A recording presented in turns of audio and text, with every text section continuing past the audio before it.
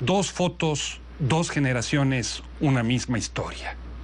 En el año de 1967, jóvenes estudiantes de la Escuela Nacional en Buenos Aires se tomaron una imagen.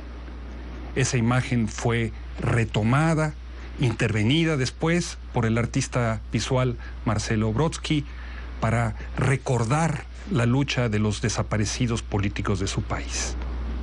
Casi 4 décadas después, jóvenes estudiantes de esa misma escuela, por iniciativa del mismo Marcelo, se reunieron para hacerse una imagen similar en la que expresaban su solidaridad con los alumnos de Ayotzinapa desaparecidos la noche del 26 de septiembre de 2014. Para conversar sobre la historia de esa foto y de las fotos que han salido de ella, nos acompaña hoy en Cruce de Palabras Marcelo Brodsky. Marcelo, muchas gracias por estar hoy aquí. Bueno, muchísimas gracias a ti por invitarme y poder compartir esta experiencia de artes visuales y trabajo por los derechos humanos juntos. Juntos, ¿verdad? Estamos hablando de dos imágenes, de dos fotos hermanadas en la tragedia. De alguna manera sí. La foto de buena memoria, que es la que hiciste referencia del colegio, es una foto intervenida con textos. Es una foto en la que yo estoy como alumno, uno más de ese grupo, que es mi clase, y en esa clase están señalados con textos manuscritos el destino de todos mis compañeros. Es decir, eso fue el resultado de una reunión 25 años después de terminar el colegio, a ver qué había sido la vida de cada uno. ¿Y tú intervienes esa foto? La intervengo con textos, y dos de las intervenciones más potentes hacen referencia a los dos desaparecidos de mi división, a los dos compañeros de mi clase, Claudio Timineski y Martín Berkovich, que fueron víctimas de la dictadura militar. ¿Tu amigo Martín? Mi amigo Martín está sentado al lado mío en la fotografía, y yo cuento en ese texto que mi amigo Martín fue secuestrado en 1976, su mujer estaba embarazada, él no llegó a conocer a su hijo Pablo, que ahora tiene 32 años, y una hija, o sea, como que él no llegó a conocer ni siquiera a su hijo. Y desapareció en el 76 y bueno, nunca más se supo, es una más de las víctimas de la dictadura. Claudio Timineski, que es la otra víctima de la dictadura, en realidad murió en un enfrentamiento con el ejército, cayó en una calle y también es otra víctima. Entonces, a partir de la reconstrucción de mi clase y de los agujeros, los huecos que dejó en mi clase, en mi generación de estudiantes y en mi generación en general, en nuestra generación, el accionar de la dictadura, los agujeros, los vacíos, los desaparecidos que nos dejó el terrorismo de Estado, se construye toda una narrativa visual y se trata de explicar un poco a las nuevas generaciones de alumnos del colegio, porque en realidad este trabajo se hizo inicialmente para los alumnos del colegio. La lucha de la memoria contra el olvido. Así es, contar qué fue vivir aquello y qué fue tener, digamos, que convivir con esas ausencias durante toda nuestra vida y cómo nos marcó, para contarle un poco a las nuevas generaciones lo que significó la dictadura militar de una manera más emocional. Ya no es una narración solamente anecdótica o una narración, digamos, histórica, sino que hay elementos emocionales, porque esa clase, esa foto es igual que la de ellos, la clase del lugar donde se quitó es su mismo colegio, y en realidad se produce un proceso de identificación en el que ellos entienden que lo que nos pasó de alguna manera le podría haber pasado a ellos. O sea, esa foto se volvió un ícono, un ícono, es decir, es una de la las vuelta fotos. al mundo, fue adquirida por la Galería Tate, ¿no? Sí, es una referencia de lo que es el arte en la recuperación de la memoria, en la lucha con la presentación con vida o por el esclarecimiento de los hechos de las desapariciones políticas en tu país y en América Latina. Así es una foto que tuvo su trayectoria. No tenía esa ambición, la verdad que estaba hecha solamente para mostrarla en el colegio, pero muchas veces las obras de arte que trascienden son aquellas que no tienen ningún otro objetivo que contar una historia de una manera directa. Tienen pies y caminan por su propia vía. Ella después se hizo un libro, el libro y una exposición, el libro facilitó la distribución de la idea, porque en fotografía en este momento se sabe mucho, pero siempre se ha entendido el libro fotográfico como el vehículo ideal para transmitir una idea y un proyecto visual. Entonces ese libro circuló mucho y me permitió de alguna manera iniciar un proceso de mostrar esa muestra, que en realidad esa imagen es una de una muestra más grande que tiene unas 50 imágenes y que termina también con otra imagen icónica que es la del Río de la Plata, donde tiraron a los desaparecidos, y todo ese conjunto viajó por muchos lugares, se hizo el libro, después el libro se editó en otros idiomas, o sea, tuvo un desarrollo en lo que es el circuito artístico y el circuito cultural. ¿Por qué reproducir eso con Ayotzinapa, Marcelo? Bueno, en realidad todo lo que sucede con mi obra es algo que no está del todo planificado. O sea, va sucediendo como consecuencia, una cosa produce a la otra, desencadena un trabajo, una interpretación, una nueva imagen, un nuevo texto, un nuevo video, y todo esto es el propio desarrollo de la obra, es lo que le va dando sentido. Si tú me preguntas por qué, te lo voy a contar, porque en realidad todas las procesos se van, digamos, conectando. Todo empezó cuando a mediados del año pasado aparecieron los restos de una chica, Lila Eppelbaum, una de las 3 hijas desaparecidas de René Eppelbaum. René Eppelbaum fue una dirigente de la Madre de Plaza de Mayo, una de sus fundadoras, que tenía a su alumna Lila en el colegio, su hija Lila. Ella fue una militante social y de derechos humanos de toda la vida. Entonces, cuando aparecieron los restos, como resultó del análisis del ADN, un trabajo que también tiene una conexión con Ayotzinapa, porque los que investigan ese ADN son el equipo argentino de antropología forense. Que trabajan también. Que trabajaron acá en la identificación de los restos. Haciendo un trabajo extraordinario. Entonces ese equipo identificó a Lila porque la familia, después del fallecimiento de René, que es la madre, decidió hacerse el análisis de sangre y de ADN.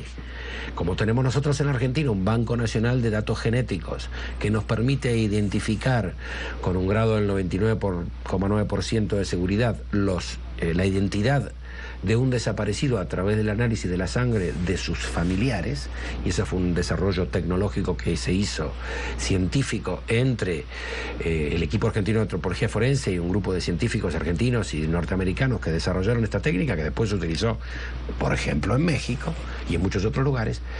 Se identificó a Lila. Entonces esos restos se le dieron al Colegio Nacional, donde ella estudió, y allí es donde se recibieron. De donde viene la foto, donde tú estudiaste. Se hizo la foto, donde yo estudié, estudió Lila, estudiaron 110 desaparecidos, porque son 110 las víctimas de la dictadura que estudiamos o que estudiaron en el Colegio Nacional de Buenos Aires.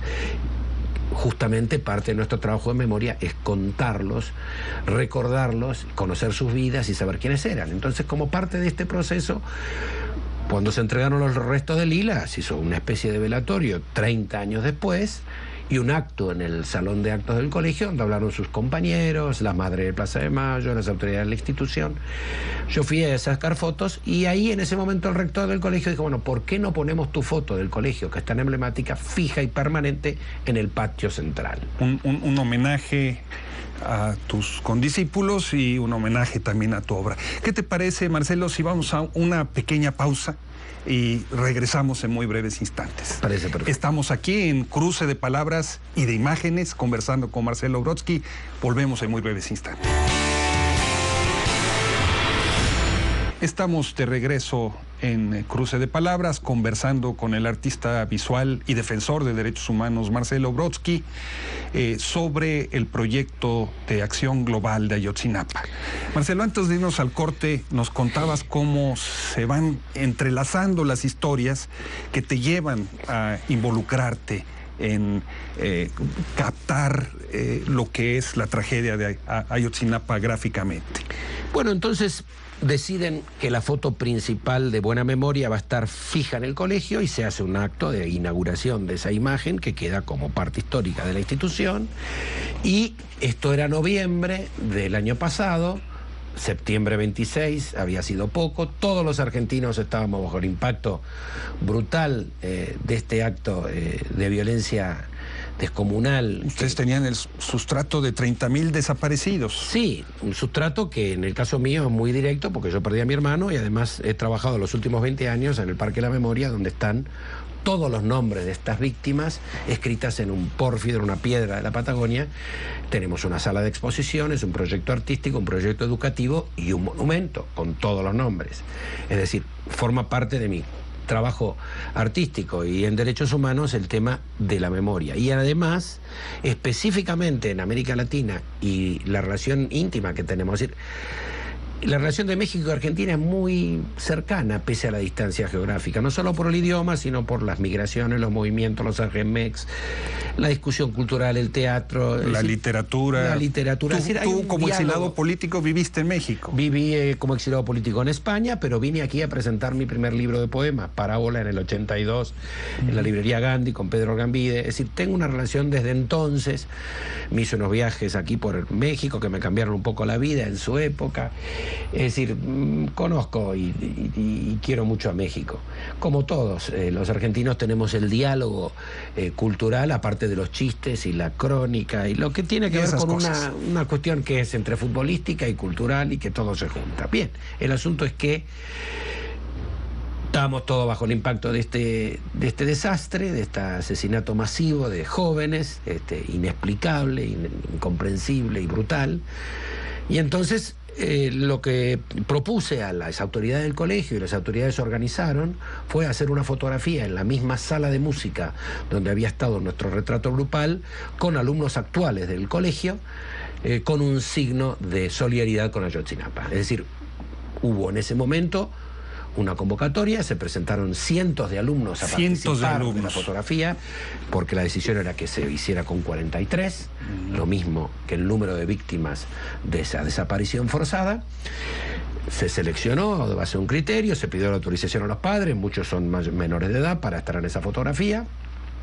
Y produjimos la imagen, el mismo día que inauguramos la foto en el claustro, produjimos las imágenes con todos los chicos, y además hubo un elemento muy importante en todo este proyecto, y es que los propios alumnos, los propios estudiantes produjeron las palabras, los textos, las letras que después esgrimieron en la foto. ¿Qué dice en esas palabras? En las fotos, las palabras de alguna manera nos las dictaron los propios familiares, nos las dictó México. O sea, desde entonces se estableció una comunicación, ¿no? Desde entonces, yo en ese momento trabajé con Poncho Morales, que es el director de Una Córnea, para ver que él tenía... Una revista de fotografía extraordinaria. Una revista de fotografía de México, una de las más importantes de la historia de la fotografía en América Latina.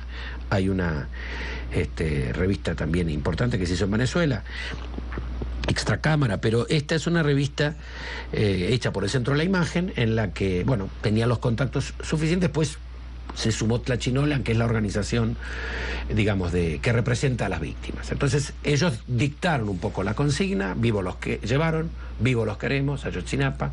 Eso fue que los chicos escribieron en su clase de plástica, nos fuimos al aula y hicimos el cartel. Pero esa foto sirvió de detonador para que en otras partes del mundo se reprodujera. Claro, el proceso hubo una relación. El proceso continuó. Yo entonces, inmediatamente después de hacer la foto, me fui a París Photo, que es un encuentro internacional de fotografía, de galerías y de networking, de redes visuales, de donde vienen los fotógrafos, los curadores, la gente que estamos, digamos, de alguna manera involucrados en las artes visuales, que es un lenguaje global y un lenguaje absolutamente contemporáneo, que tiene además un peso cada vez mayor en la comunicación. Por eso fue importante el ejercicio que los chicos hicieron de producir una imagen con un sentido político y social, y darles a la fotografía que cotidianamente utilizan en el selfie, en el retrato, en el autorretrato extendido que se utiliza hoy en las redes sociales, darle un poco la vuelta a esa utilización de la imagen. Y bueno, también con la fotografía podemos hacer un mensaje político, hacer un mensaje social. Pero es un mensaje de jóvenes a jóvenes. De jóvenes a jóvenes, de jóvenes a jóvenes.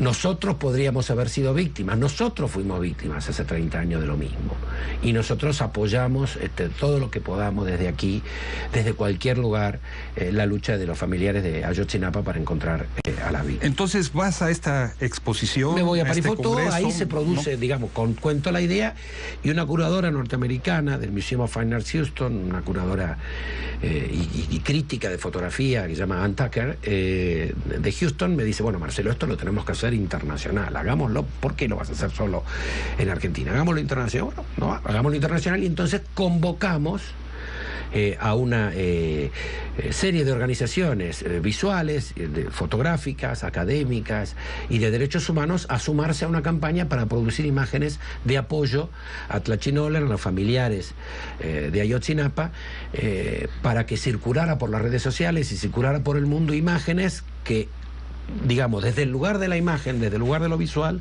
participaban de esta lucha por verdad. La campaña es Acción Visual por Ayotzinapa. Así la llamamos, Acción Visual. ¿Por qué ese nombre? ¿Por qué bautizarlo así? Nosotros, para poder conseguir los recursos y convocar a las organizaciones, creamos una organización que se llamó Acción Visual, Visual Action, una organización no gubernamental de artes visuales y derechos humanos.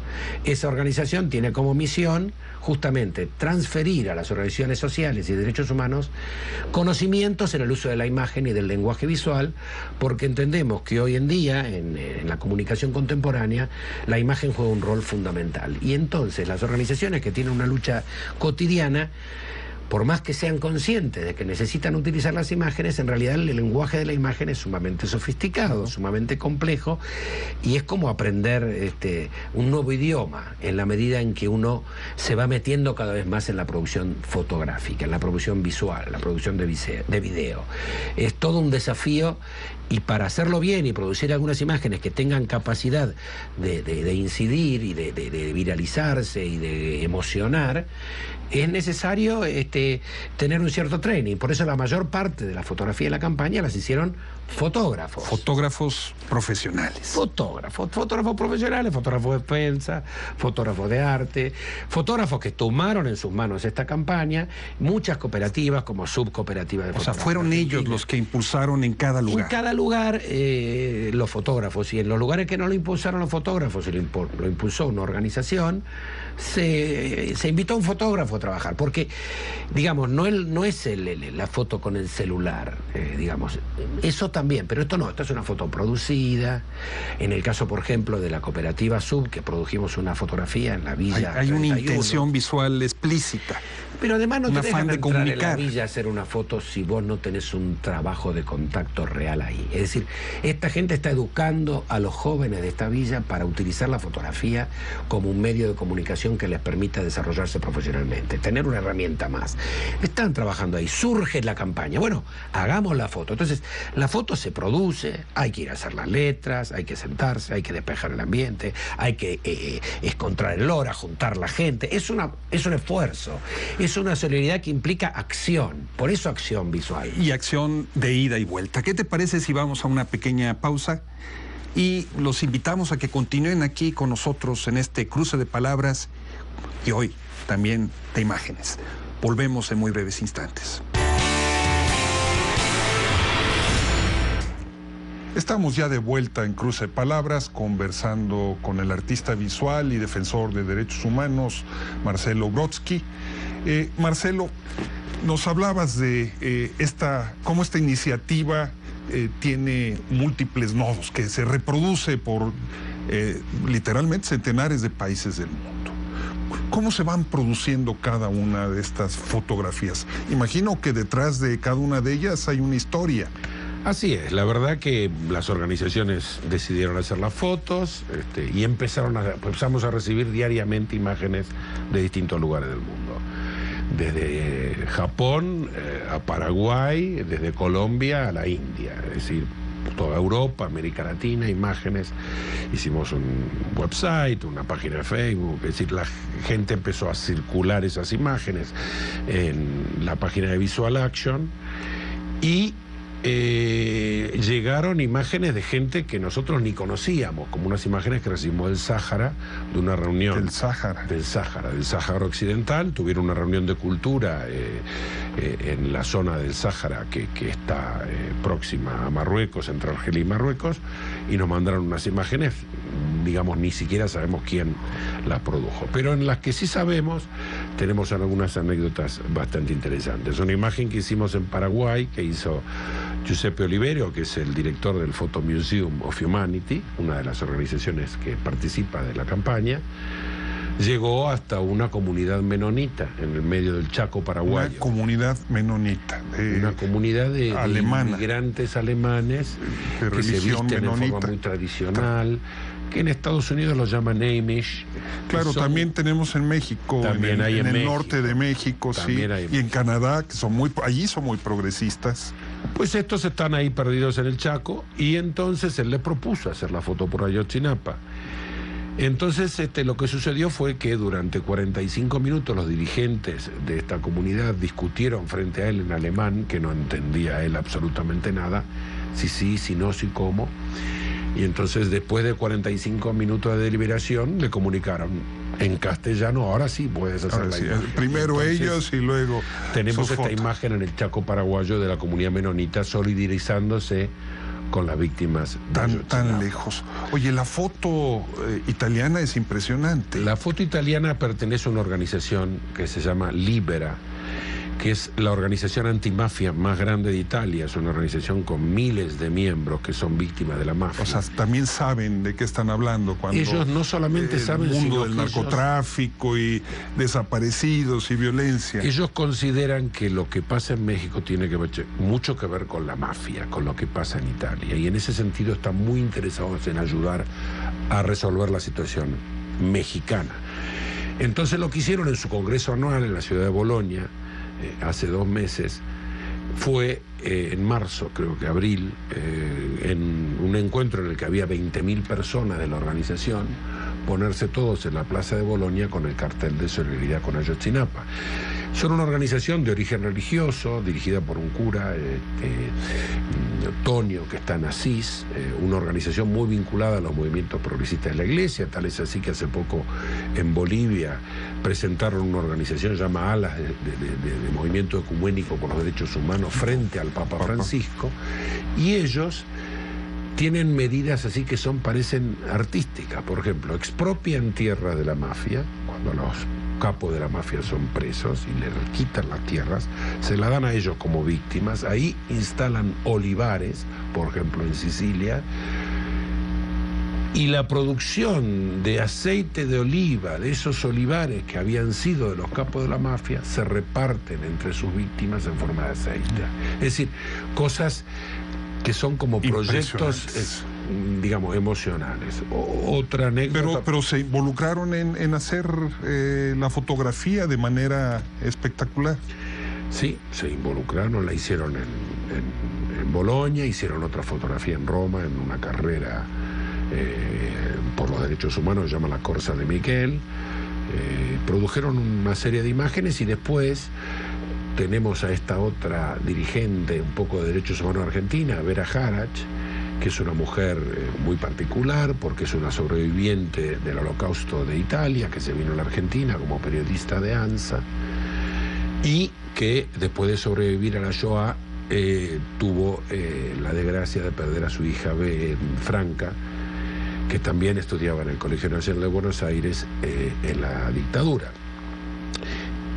Vera, que es una militante de derechos humanos, participa en muchas de las fotografías. Ella está en la fotografía en el Colegio Nacional de Buenos Aires, después está en una fotografía en Pisa, porque permanentemente ella circula por Italia dando charlas sobre los derechos humanos en la Argentina y en Italia, y ella produjo estas imágenes. Entonces tenemos esta relación de que una sobreviviente del Holocausto va a un país como la Argentina en América Latina y pierde a su hija, se convierte en militante de los derechos humanos y vuelve de alguna manera a Italia a hablar de México. ¿Cómo han compartido ustedes esas imágenes con los padres de los muchachos de Ayotzinapa?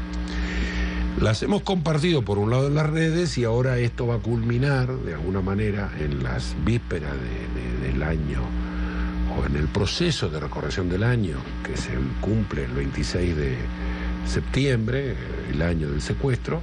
Va a haber expuestas en la escuela una selección de 50 imágenes de la campaña, que hemos decidido ponerlas en el lugar concreto en el que queremos manifestar esta solidaridad con los familiares, directamente con las víctimas, para que sientan que no están solos, para que sientan la solidaridad internacional a través de las imágenes y de ese esfuerzo de producción que se ha hecho desde, como te digo, desde decenas de países del mundo para que sientan que no está solo y que sigan con su lucha, porque a nosotros en Argentina conseguir justicia nos tardó muchos años. Sabemos que esto no es de un día para el otro, sabemos que la situación de México no es sencilla de resolver. Estuvimos ayer estos días en el informe de la Comisión Internacional de la OEA de Derechos Humanos sobre lo de Ayotzinapa. Hay que empezar de nuevo la investigación.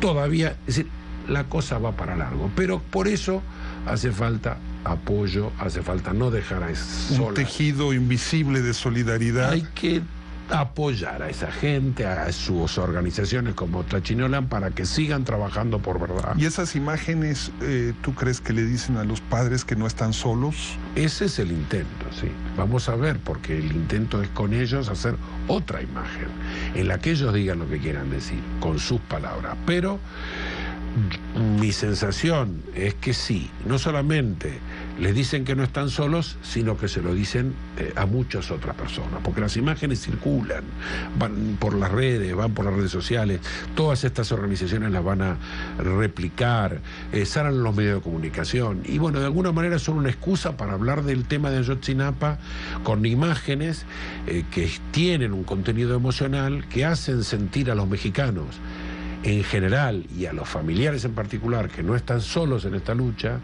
que en el mundo muchísimos miles y millones de personas entendemos que esta ha sido una brutal acción inexplicable e injustificada, y que hay que buscar que vivos los llevaron y vivos los queremos, y que tiene que haber justicia, y que hay que saber dónde están, y que hay que seguir buscando, y que nosotros nos llevó 30 años juzgarlos, ponerlos en el banquillo de los acusados como los hemos puesto, y mandarlos a la prisión, que es donde tienen que estar los asesinos de jóvenes.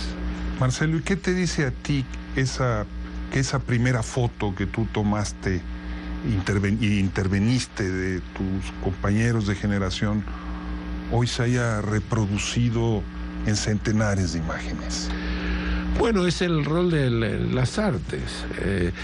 Las artes visuales y la imagen, los artistas visuales tenemos una herramienta de comunicación que es cada día más poderosa, porque cada día más jóvenes se comunican con imágenes, y el lenguaje visual es el lenguaje que domina en las comunicaciones de las nuevas generaciones. En ese sentido, ¿qué me dice a mí? Bueno, que nosotros, los artistas visuales, los fotógrafos, lo que podemos dar un paso más de sacar esa foto primera, el autorretrato, el grupo, y pensar qué podemos hacer con la fotografía. Podemos hacer mucho. Las artes visuales, el arte contemporáneo, tiene una enorme capacidad de comunicación y de diálogo con la sociedad. Y en ese sentido, de alguna manera tenemos el privilegio de poder utilizar nuestra experiencia como artistas para comunicar ideas e imágenes que ayuden un poco más a transformar la realidad, o por lo menos a acompañar los hechos con una solidaridad activa. Imágenes que dan solidaridad y que buscan transformar la realidad. Marcelo, muchísimas gracias por tu participación hoy aquí en este cruce de palabras que, como tú has dicho, es también un cruce de imágenes. Y a ustedes, amigos y amigas, les agradecemos su compañía el día de hoy, y los esperamos aquí en Cruce de Palabras por Telesur.